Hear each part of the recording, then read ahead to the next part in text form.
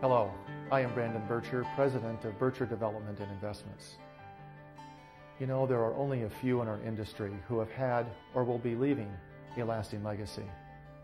Real estate development and investment is a risky undertaking, requiring the deployment of dozens of disciplines that will be impacted by the cycles of incoming and outgoing political and economic tides. This interview series is to document a variety of life perspectives as seen from the top, so that current and future real estate leaders might benefit from the wisdom and legacy they will be leaving. Now, please enjoy this month's Legacy Leader.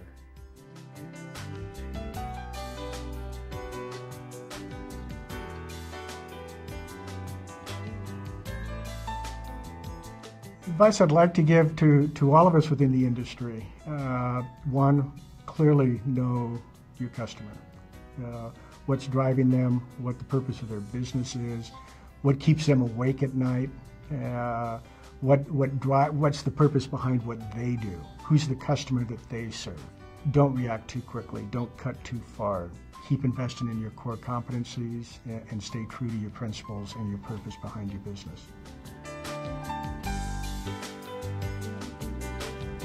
I think this is a structural recession, and I don't know that in my career I've ever faced a structural recession. Structurally meaning that if I'm correct in this, the only way to come out of it is to make a structural change. Most of that change, I think, will be in behavior of consumers in terms of expectations, and behavior of the consumer in terms of what they buy and how they live. How that's going to impact the real estate is pretty dramatic in terms of, I think that it's going to affect development.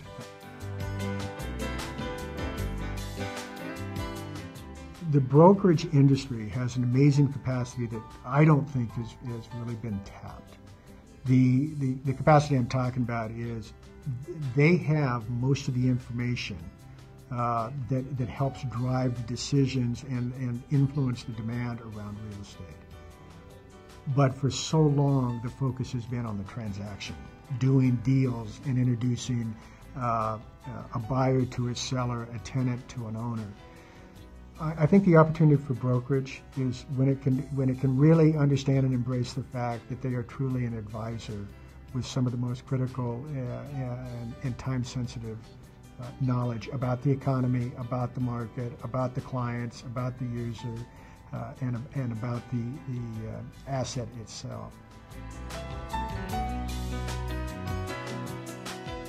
It is a behavioral change, and here's what I mean by that. The brokerage community is highly accountable, but they're highly accountable to the transaction.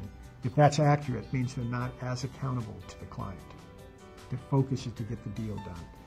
The opportunity is to move into more of an advisory capacity. Doesn't mean the compensation might or might not change, but it does mean there's an opportunity to change the behavior on how the community, the brokerage community, addresses the marketplace.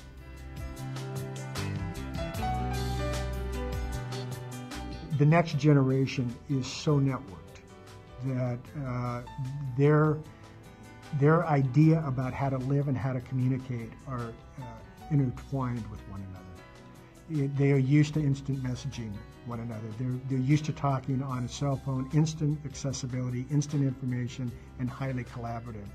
I think that they're going to actually take that into how they live, work, and play. And I think we're seeing that. I think we're seeing that in a lot of the mixed-use developments that we're seeing across the globe, and even right here in Southern California with some of the most recent developments, if it's the mixed use and where you have the urban lifestyle of live, work, and play. I think you're going to see that accelerate.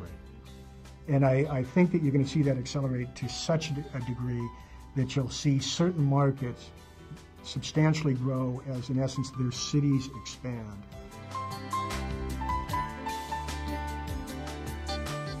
I think that there is great awareness around social responsibility and around responsibility to the environment.